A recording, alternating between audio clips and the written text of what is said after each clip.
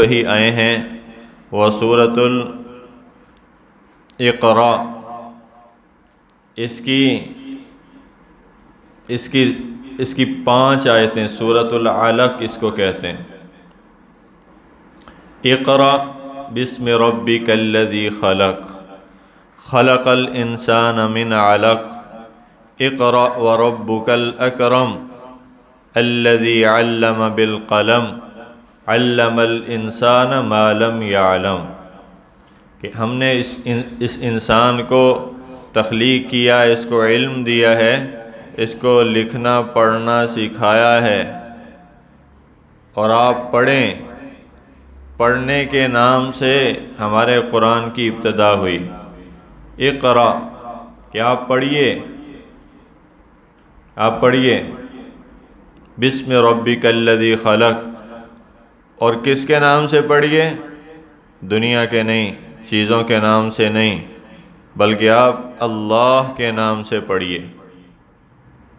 تو روایت میں آتا ہے کہ جب جبرائیل علیہ السلام نے یہ کہا کہ اقرا کہ آپ پڑھیں، تو حضور صلی اللہ علیہ وسلم نے آگے سے فرمایا ما انا بقاری، کہ میں پڑھا ہوا نہیں ہوں۔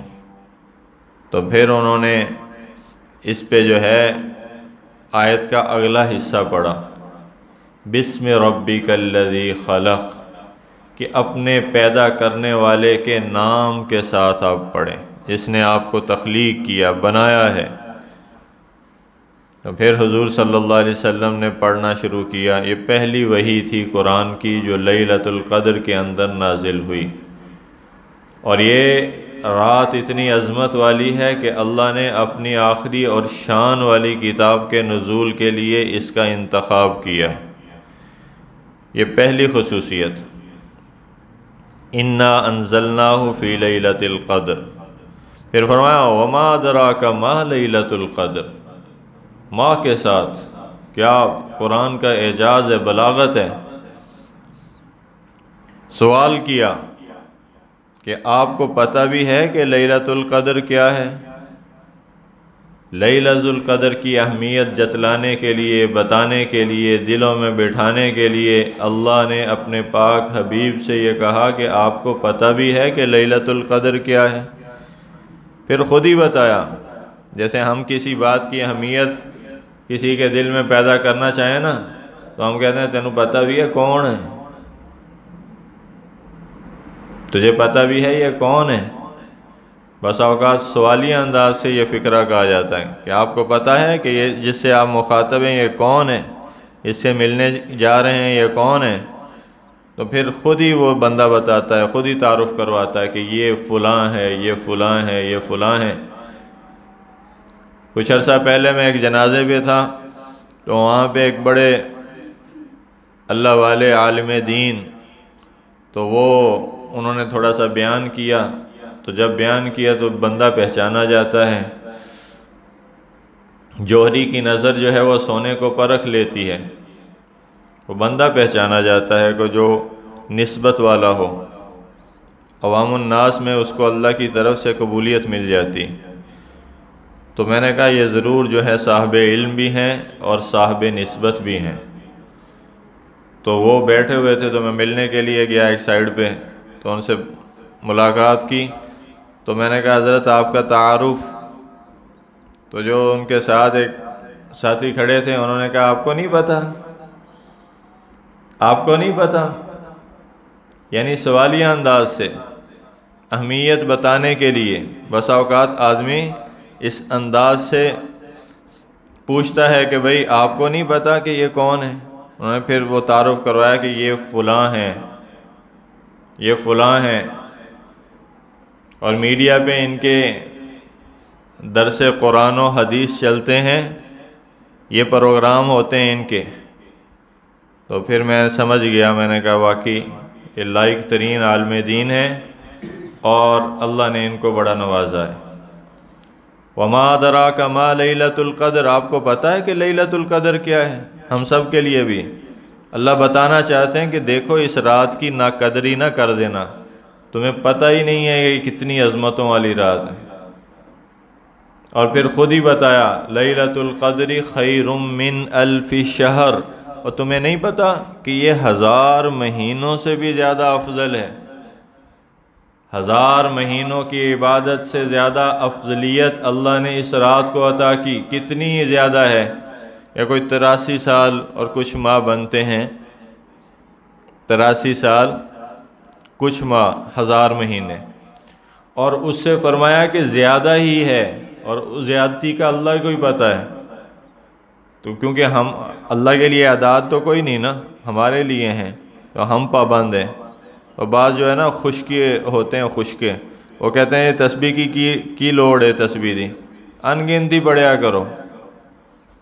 میں کہا ان گنتی روٹیاں کھا جایا کرو، ان گنتی پانی دے پیالے چڑھا جایا کرو، کہ اللہ کی نعمت ہے نا۔ وہ کہتے ہیں اللہ کا جو نعمتیں گن کے نہیں دیں تو تم گن کے کیوں ذکر کرتے ہو؟ یہ بھی آج کل ایک بڑا فتنہ ہے۔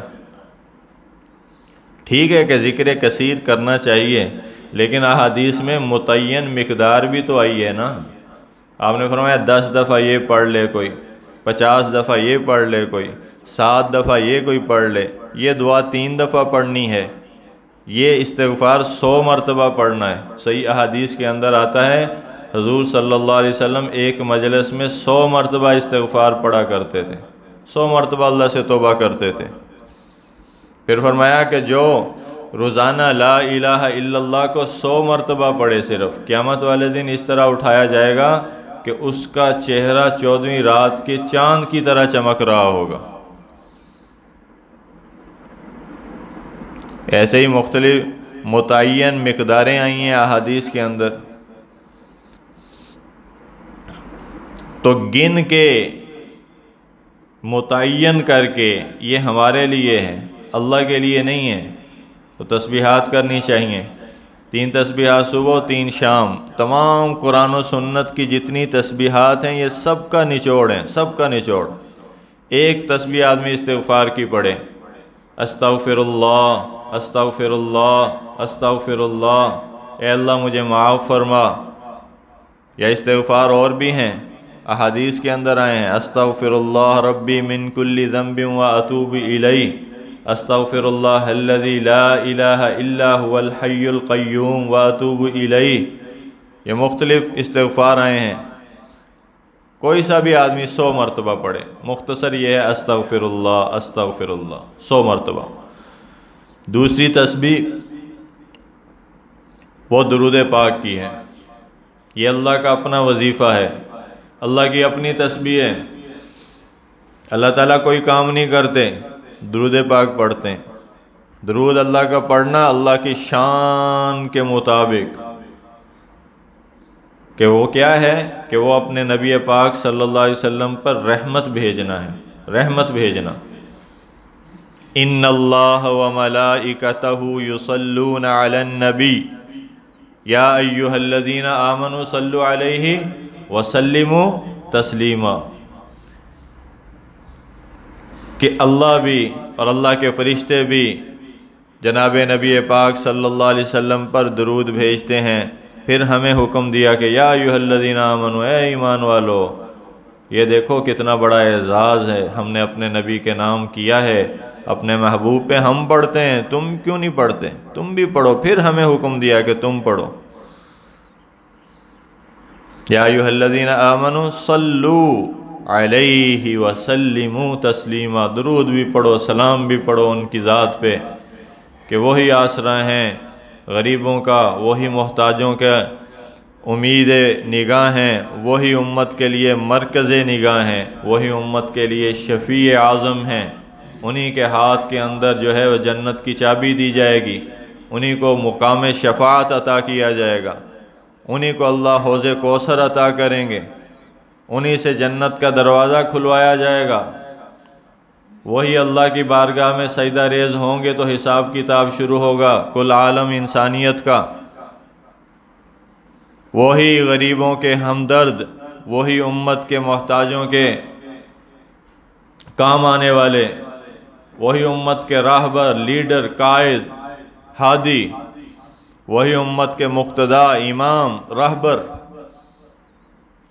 وہی صحابہ کو تربیت دینے والے، وہی دین کا احیاء کرنے والے، وہی دین کی تبلیغ کرنے والے، وہی دین کے پیغام کو کل عالم کے لیے عرب کی سرزمین سے نشر کرنے والے، تو ان کا حق نہیں بنتا وہی راتوں کو اٹھ کر ہمارے لیے مانگنے والے، رونے والے، تڑپنے والے، اللہ کو منوانے والے، اللہ کی نظر رحمت امت کی طرف متوجہ کرنے والے۔ وَلَسَوْفَ يُعْطِيكَ رَبُّكَ فَتَرْضَى، اللہ اکبر۔ اللہ قرآن میں کہتے ہیں سورۃ الضحیٰ میں کہ ہم آپ کو اتنا دیں گے قیامت والے دن اے میرے محبوب کہ آپ ہم سے راضی ہو جائیں گے، آپ ہم سے راضی ہو جائیں گے، ہم اتنا دیں گے آپ کو، تیرا رب تجھے اتنا دے گا کہ راضی کر دے گا۔ جس کی رضا کو اللہ نے پیش نظر رکھا، قرآن بنا کے اتار دیا، بتا دیا کہ میں رب ہو کر اپنے محبوب کی رضا چاہتا ہوں۔ اللہ اکبر، کیا بات!